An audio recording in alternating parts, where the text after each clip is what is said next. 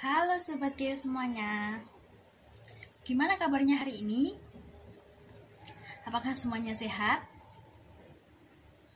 Bagus, kalau semuanya sehat, berarti hari ini kita dapat dengan lancar belajar tentang materi geografi kelas 11 SMA semester 1, yaitu tentang persebaran flora dan fauna di Indonesia dan dunia.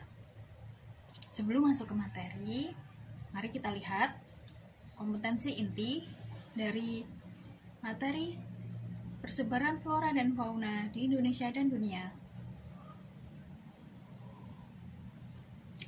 Lalu, kompetensi dasar dari materi ini. Dan ini adalah indikatornya. Apakah ada yang tahu pengertian dari biosfer itu apa? Pengertian dari biosfer adalah lapisan yang terdiri dari tanah, air, dan udara, tempat berlangsungnya kehidupan. Oleh karena itu, biosfer tidak terlepas dari atmosfer, litosfer, dan juga hidrosfer. Lalu, bagian yang lebih kecil dari biosfer disebut dengan bioma. Bioma didefinisikan sebagai komunitas biologis yang unik, meliputi suatu area geografis yang luas dan terbentuk sebagai respon adanya perbedaan karakteristik, lingkungan, serta iklim. Ada beberapa karakteristik di suatu bioma, di antaranya adalah sebagai berikut. Yang pertama, pada setiap bioma ada suatu komunitas klimat. Lalu, ada suatu vegetasi utama yang mendominasi kawasan tersebut. Lalu, komunitas ini stabil sepanjang masa kecuali ada kejadian tiba-tiba yang mengganggu kestabilan dari komunitas ini. Lalu, bioma terbentuk karena interaksi antara unsur-unsur lingkungan. Selanjutnya, setiap bioma dicirikan oleh bentuk kehidupan dan hewan yang berbeda-beda. Dan bioma memiliki wilayah yang sangat luas. Selanjutnya, kita akan masuk kepada faktor-faktor yang mempengaruhi persebaran flora dan fauna di Indonesia dan dunia. Ada beberapa faktor yang mempengaruhi persebaran flora dan fauna, antara lain ada faktor suhu, faktor kelembapan udara, angin, curah hujan, cahaya matahari, fisiografi, edafik, dan juga biotik. Yang pertama adalah suhu. Suhu adalah suatu ukuran derajat panas atau dingin. Suhu di permukaan bumi bersifat relatif, bergantung pada faktor-faktor yang memengaruhinya, seperti lamanya penyinaran sinar matahari. Yang kedua adalah kelembapan udara. Kelembapan adalah kandungan total uap air di dalam udara. Kelembapan memiliki pengaruh besar pada tingkat transpirasi pada tumbuhan. Kelembapan juga berpengaruh mengendalikan distribusi geografis tumbuhan. Yang ketiga adalah angin. Pengertian dari angin adalah udara yang bergerak. Angin atau gerakan udara mempunyai peranan penting dalam distribusi organisme karena angin berinteraksi dengan faktor fisik lainnya. Lalu selanjutnya adalah curah hujan. Curah hujan merupakan hasil dari tarikan gravitasi pada uap air di atmosfer. Jumlah curah hujan tahunan sangat mempengaruhi vegetasi serta populasi hewan di daerah tertentu. Selanjutnya adalah cahaya matahari. Jumlah cahaya atau durasi dan intensitas cahaya di suatu wilayah menentukan jenis tumbuhan dan sebaran dari tumbuhan itu. Lalu selanjutnya adalah fisiografi. Fisiografi berkaitan dengan topografi atau bentuk permukaan tanah seperti ketinggian, kemiringan, drainase, dan tingkat erosi tanah. Selanjutnya adalah faktor edafik, merupakan faktor yang berkaitan dengan struktur dan juga komposisi tanah yang ditemukan di daerah tertentu. Lalu, Yang terakhir adalah faktor biotik, merupakan faktor terbesar yang memengaruhi pertumbuhan dan sebaran tumbuhan atau hewan. Selanjutnya, kita akan masuk kepada persebaran flora dan fauna di Indonesia. Di Indonesia, persebaran flora dan fauna dibagi menjadi 3. Pembagian ini didasari oleh adanya garis Weber dan juga garis Wallace.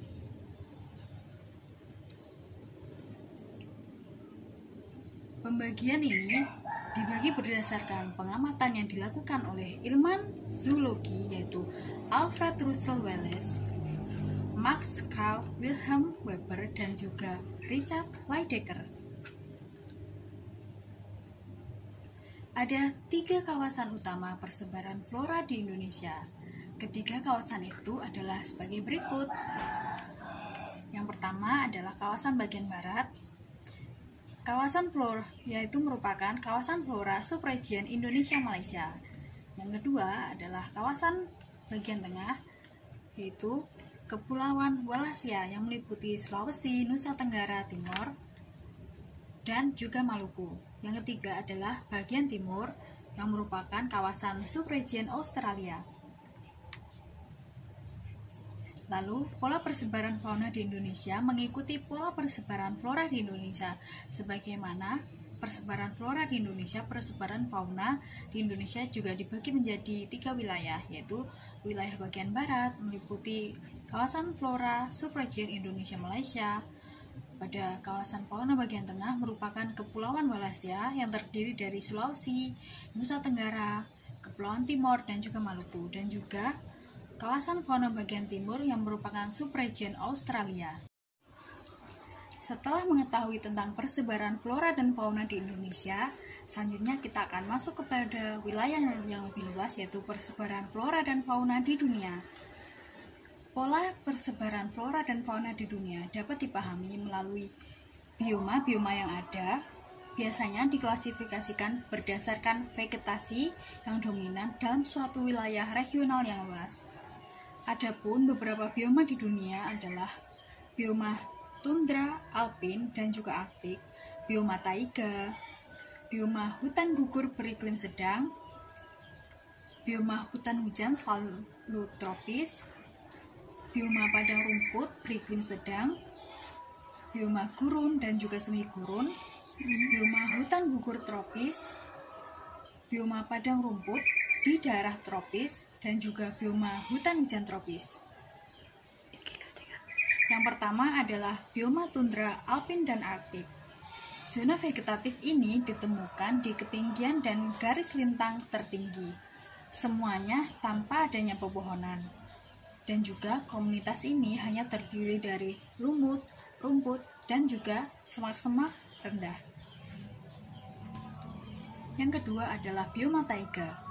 Bioma ini terdiri dari beberapa jenis pohon konifer atau merupakan pohon yang memiliki daun berbentuk jarum dan juga pohon pinus. Dicirikan dengan musim dingin yang sangat panjang dan juga musim panas yang sangat singkat. Yang ketiga adalah hutan gugur beriklim sedang.